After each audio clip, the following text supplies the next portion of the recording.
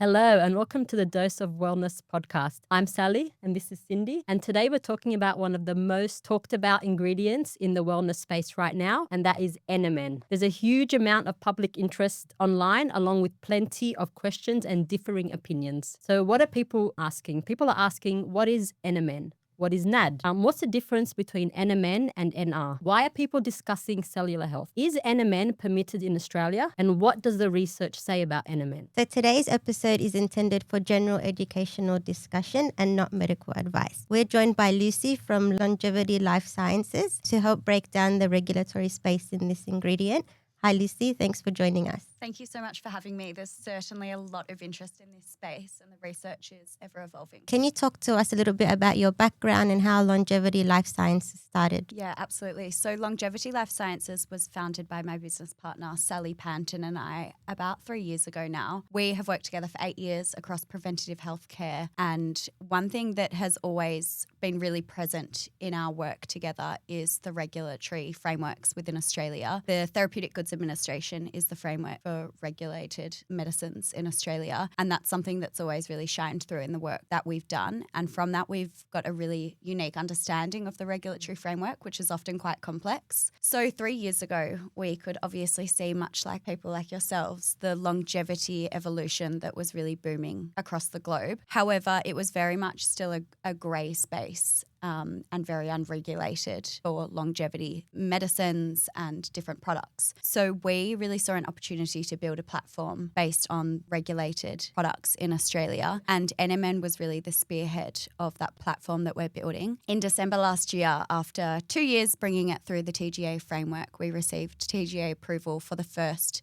nicotinamide mononucleotide complementary medicines. And we now have Celviv NMN, which we supply to lots of different lovely brand partners for Australia consumers to ensure they're accessing safe and high quality products. We were so excited when we learnt about the TGA approval. We've been researching NMN for probably the last 2-3 years ourselves, finding how we can bring it out into the Australian market. We always like to be at the forefront of new advanced ingredients and how they apply to general public and to improve our health. NMN really stood out. So as soon as we heard about your success, we jumped on it. So it's very exciting to partner with you in this space. We were really excited to bring it to the Australian market as well. Previously, it's been very much an educated consumer that's looking for products like NMN that have really known about it. So we're excited now to make it safe and available to the mass market and hopefully better the health of people as they go about their day-to-day lives. Why do you think there's currently so much discussion around NMN? It's a really good question. There's increasing public interest across wellness, nutrition, longevity, and all the different aspects of health. NMN has definitely been a part of the broader scientific conversation for its role in NAD-dependent pathways, and that's something that's evolving in the research at the moment. Yeah, and a lot of people are hearing terms like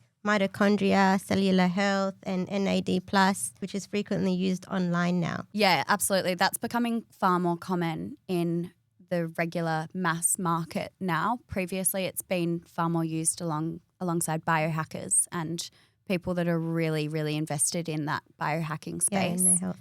But it's becoming far more normal now, and people are really starting to understand the importance of cellular health as a new category in wellness. One thing I noticed is that some people confuse NMN with like a stimulant type ingredient. What do you think of that? What do you think about it's a good question. So it's really important to clarify that NMN, it's not a stimulant. It's a scientific molecule that relates more so to NAD pathways and energy production rather than energy stimulation. Immediate stimulation of energy. And often people hear NAD+, NR, NMN. It can be quite confusing. What's the difference between all of these? It's a good question because it is very confusing and they all play a role that support one another. NAD is a natural coenzyme that's found in every single cell in our bodies. And NR and NMN are compounds that are involved in supporting these NAD pathways within the body. So that's what we call a precursor. So why not just take NAD?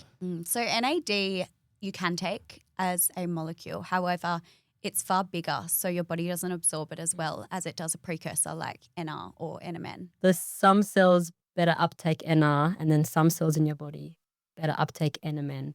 And these are the two precursors for NAD production in the The body. best way to get NAD. Yeah, yeah. And why is there so much scientific interest in NAD plus? So there's lots of interest coming out around NAD because of the research that we're doing in NAD biology and how that changes over time and influences cellular processes associated with different aging mechanisms. So someone like me who's not aging happily, very interested. Researchers are continuing to investigate NAD biology and how over time this relates to cellular processes associated with aging. It's a really active and evolving field of research, and I'm really excited to see where that research takes us over the next few years because it's proving to be quite positive so far. There's a lot of online discussions about NMN and aging in particular. What is the research actually looking at? Aging is extremely complex, and I think it's really important to acknowledge that a supplement isn't going to purely support the processes in aging. It's really a combination of lifestyle factors, genetics, and the way you look after yourself. That includes sleep and nutrition. And of course, stress is never helpful in these crazy worlds. That's quite often something people battle with, but it's really coming back to that core focus of ensuring that you really have a healthy diet. You get 8 hours of sleep every night and you regulate your stress in a really sustainable way. But anything that can help in any way is good. Yes. If only we could reverse the clock. And that's a good point, actually. Sense of purpose is something that is really showing to be really powerful in the whole longevity conversation at the moment. Sense of purpose is it gives people meaning and gives people that sense of community to. Yeah, and that they're taking control of something. Exactly. We do often talk about how your social interactions are very, very important, especially as you age. Yeah. And you can feel it as well. You feel better when you do spend time with people and have that organic conversation and relationship. So I think it's really meaningful. Researchers are continuing to study how cellular processes and metabolic pathways do change over time, and that involves the NAD processes and its involvement. I think it's really important, though, not to oversimplify the process of aging because, as I mentioned right at the top, it is extremely complex and we're learning more about it every day. And that's so important because social media sometimes reduces complex biology into very simple claims. Yes, and I think responsible scientific evidence is something that's really essential in this area. Research from really reputable institutes is something I'd recommend consumers look to when they're deciding whether or not to choose a product, and do your own research. We're so lucky these days that we have tools at our fingertips to help us do our own research. And once you do look into the data a little bit, you can start to understand the benefits for yourself. Yeah, with us, with Vitaceuticals, we don't bring out any product unless it's got strong scientific evidence behind it. Like we research and research and research. So when we're really interested in an ingredient or a product, it's because it's been backed up by science. So. Yeah.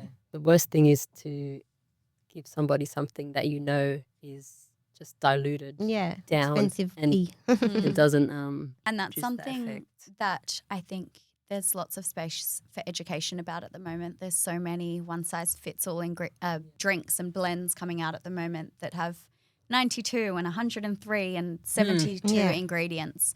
And the reality of those types of formulations is the dosages aren't justified for that ingredient. Yeah. Lots of ingredients or all ingredients aren't effective unless you have a minimum dosage. And to fit 88 ingredients into a small scoop doesn't really justify the appropriate dosages. Yeah. So it's important that you do your research to understand what those dosages are and make sure what you are consuming is going to benefit, not just from a cost perspective, but also, like you said, expensive urine. So NMN, is it permitted now in Australia? Yes. So on the 10th of December in 2025, NMN became available for use in listed medicines in Australia. What that means is that now brands can formulate with NMN in complementary medicines, and they can also get an Austell listing, which is what identifies something as a TGA permitted product. What's really important to understand with the TGA is that when a new ingredient is added to the permissible ingredient determination, it's undergone very scrutinised quality and safety assessments. So that means that for consumers that are purchasing TGA approved products, they can be really confident that what you're purchasing is what it says it is, and it is going to be safe and the highest of quality. That involves GMP manufacturing and lots of other processes that ensure your product is gold standard. So are there still strict rules around the advertising, the indications, the claims that you can make about the ingredient? Yeah, so when an ingredient is permitted by the TGA, you have to have evidence that shows the claims that you are going to make for that product. And those claims are specific claims that are available on a list. You can't say anything you choose to say about the product. It has to be specific wording provided by the TGA that you have evidence to support that ingredient. The TGA framework has very strict guardrails as to manufacturing quality, evidence, labelling requirements, and all those claims on your label must be supported by a dossier of evidence that you hold to show that your product can really validate those claims. Yeah, it's not just what's on social media or what people are talking about. Exactly. There must be like scientific evidence. Exactly. Yeah. And it has to be really substantiated evidence as well that also fits into a permitted indication that the TGA allows you to say. Yeah. So let's go through some of the common questions that people are asking. Does NMN work? Yeah, it's a common question that we get. So some of the indications that we have evidence for and we can be really confident to put on our labels and educate consumers about is energy production as a main one. NMN is showing to support and maintain energy production within the body. There's also some evidence that show nervous system support and also antioxidant support, as well as general health and well-being. That's really, at the end of the day, what complementary medicines are there to do. It's really to support your general health and well-being. Is NMN the same as NAD+? No, NMN is not the same as NAD+, but they are associated with one another. NMN is a precursor to NAD-dependent pathways, so it supports with that pathway of NAD. Can NMN reverse aging? Like I mentioned before, aging is so complex. So no, it's not going to be up to NMN to reverse your aging. I think it's really important to have a holistic approach to aging, and it's important to remember that lifestyle and genetics and environmental factors all influence the way people age. Is NMN automatically safe because it's discussed in wellness space or as a complementary medication? So the best way to know that you are purchasing a safe and high quality NMN is to look for the Celvive NMN trademark. Celvive NMN is the only NMN ingredient available under the TGA framework, and that is our ingredient that was approved by the TGA last year. And they have assessed our safety dossier and our quality of manufacturing. So that really ensures people that it is a safe and high quality NMN. Yeah, it's very important. That's why we're using it. So for listeners that are really overwhelmed by the information available, what would you say to them? I would strongly recommend that you really focus on evidence-led innovation. Look for those ingredients that are well researched and have lots of scientific validation behind them, and always make sure that you have an Austell number on the products that you are purchasing. That means that they have been approved by the TGA, and you can be really confident that ingredients that make up that formulation are all high quality and safe to consume. It's a very important message. It's also really important to always come back to the foundations of health. The foundations are never going to be replaced by a single ingredient, and that includes your sleep, your nutrition, your physical health, and all of those things you can do to really support your everyday life from your lifestyle choices. Thanks for joining us on today's episode of Dose of Wellness, and thanks to Lucy for joining us today. Don't forget to like and subscribe on our YouTube channel so you never miss an episode.